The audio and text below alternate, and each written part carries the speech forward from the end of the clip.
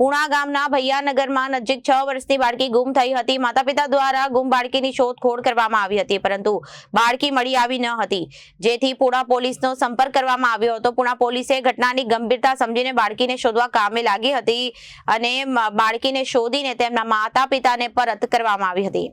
માતા પિતા દ્વારા ગુમ બાળકીની શોધખોળ કરવામાં આવી હતી, પરંતુ બાળકી મળી આવી ન હતી, જેથી પુણા પોલીસનો સંપર્ક કરવામાં આવ્યો હતો। પુણા પોલીસે ઘટનાની ગંભીરતા સમજીને બાળકીને શોધવા કામે લાગી હતી।